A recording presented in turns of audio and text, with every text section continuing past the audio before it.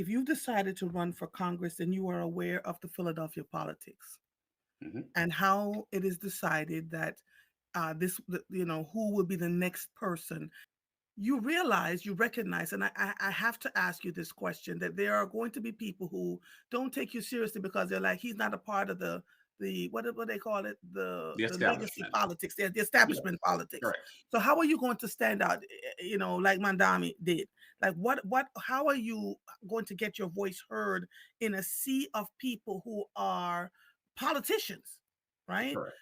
Because as you can see, it's just somebody just wrote very refreshing.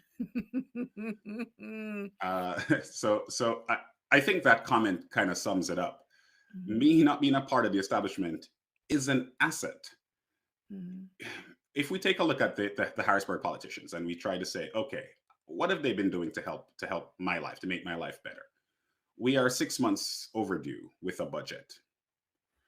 SEPTA, buses and trains, those things have been around for 200 years. mhm, They've kicked the can down the road. They couldn't figure out how to do funding for our public transit system. And right now, it seems like each of those politicians are trying to get out of Dodge. They're trying to get out of Harrisburg before the bill comes due in 2 years.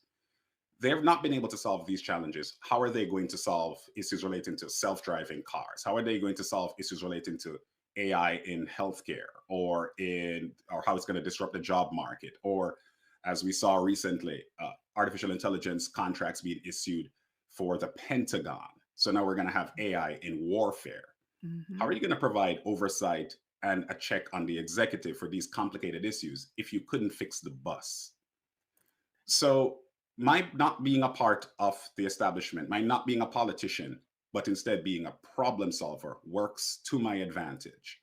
My challenge is to get my message out there. And that's why I'm thankful for opportunities like this one that allows Mhm, me to speak directly to voters because, mhm. yes, Philadelphia has a way that it does things. And a lot of folks have accepted it because ultimately they don't oftentimes hear new messages from new candidates who want to Yes. do something different. Mhm. That's what I represent. I believe that once they hear my message, once they hear what the things are that I want to champion, I believe they'll realize this is a better option than the establishment.